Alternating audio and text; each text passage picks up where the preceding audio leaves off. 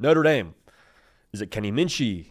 Is it C.J. Carr? I don't know, but I went over to Blue and Gold and checked out the board over there. After we gave you our playoff pick, have Notre Dame at 11 in our college football playoff field.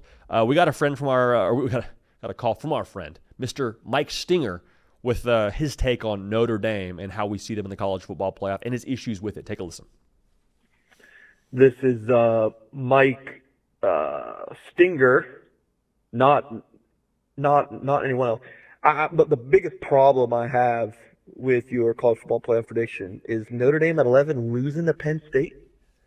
Notre Dame's been stuffing Penn State in the locker all off season. They beat them in the Orange Bowl, and if they play again in the playoffs, Notre Dame's going to get that win. Again, this is Mike Stinger. That's it. So I want to address Mr. Stinger's gripe with where we have Notre Dame seated at number 11 in the college football playoff, because the Penn State part of this, I get the pushback. I understand that. I'm going to come back and say it's July. In July, I just lean quarterbacks. I know who Drew Aller is. I don't know what C.J. Carr will look like in the month of December or what Kenny Minchie would look like. So right now, I lean quarterbacks. I lean experience. So for that reason, I'm going to lean in that hypothetical matchup, Penn State beating Notre Dame. But let's just table that for a second, because the most pushback I got over on the boards over there at blueandgold.com was, man, Notre Dame at 11? JD, you always doubt us. I can't believe you got Notre Dame at number 11 in the college football playoff. And I'm like, I mean, this is me trying to, one, give some reasonable runway to who your starting quarterback's going to be, whether it's Carr or Minchie. Two, this is me speaking highly of who Notre Dame has on the schedule. Last year, Notre Dame loses 2 football games. They're not making the college football playoff. They're not going on that magical run. So we'll start with what I just said a second ago, though, speaking to the runway. Notre Dame and how their schedule aligns with how it starts with a first-year starting quarterback, again, Minchie or Carr, I think it's Carr, it's not ideal. It's not ideal to have to go to Miami and then turn around after a bye week and then play Texas A&M, a place you won in College Station a year ago, but they come to your place in South Bend, revenge on their mind. They know who their quarterback is right now. Like, it's not an ideal setup. So I'm not even saying that you lose both those games, but I am saying that's not the runway that I'm really looking for my first-year starting quarterback. I think it's very fair for us to say we'll see what Notre Dame is in September, but if they can have it rolling by November like they did last year, then okay, it's a different football team. And that's kind of what I think it's lost in this discussion right now as we look at what the expanded playoff is. Teams have the ability to adapt and grow and evolve and reap the rewards of being a different football team in November than they are in September. Like, that's what I think a lot of us that have been championing the regular season have spoken to for a while, is like, hey, every single game means so much. It kind of does, because we're all sickos about this thing, but at the same time, in a much more real sense, it doesn't really. You can lose a game or two in September, should it shake that way, and find yourself with the right finish and the right breaks, still being in position to go make a run and compete for and win a national championship. So I say all that to get to the point of, I'm okay with the quarterback position taking some time to find its footing. And I'm more okay with it because of what I said about the schedule. This is not your grandpappy's Notre Dame football schedule.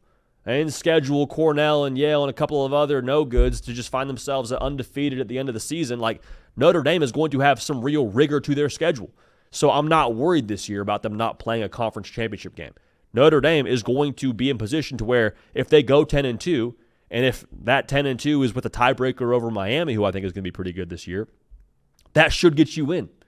In my humble opinion, I think that's what would get you in. So here's my mindset if I'm a Notre Dame fan. Just get us in the playoff, because in playoff mode, I trust Marcus Freeman. JD, say what you want to say, that's fine. 11 seed, 12 seed, doesn't matter what seed we get. Get us in the playoff, and we'll let Marcus Freeman do what he wants to do at that point in time. You've heard of the Mike's Way trend people have been doing on social media. If you haven't, ignore this, but people have been saying on social media, Jersey Mike's, they'll go to Jersey Mike's and just order Mike's Way, and they'll order it in a weird way. They'll say, like, just let Mike have his way. Let Mike do what he wants. Have it Marcus's way when you get to the college football playoff. Let Marcus have his way. Let Marcus do his thing, because when they get to the college football playoff, Marcus Freeman has proven now in a 1-year sample size, he gets that team right, and they play their best football when it matters the most. All right? Other part of this, I would say get us in the playoff, but let's get us in there where we're we're finishing the year hot in November, right? Because look at what they have. At Boston College, Navy, at Pitt, Syracuse, at Stanford. Looks like a whole bunch of W's to me.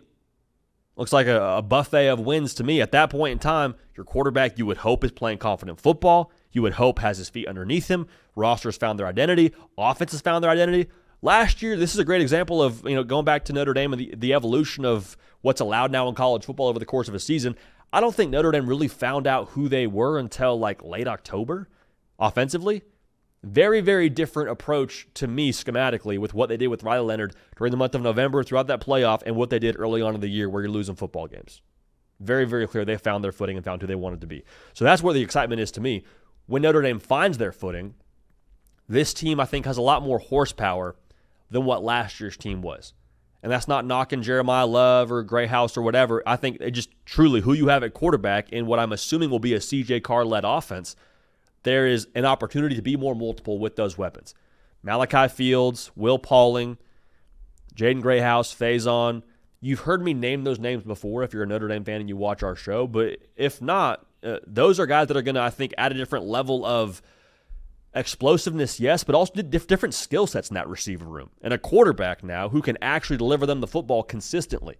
Now, you sacrifice what you have with Riley Leonard on the ground probably with CJ Carr, but I think you'll take that when you have Jeremiah Love and all those guys that you need to get the football to in the pass game, and then you have Jeremiah Love in the run game to kind of supplement things and still have that offensive line to enforce your will. So when it does pop, if it does pop in November and you get to the college football playoff, you have it Marcus's way, all bets are off. So that's how I see it right now.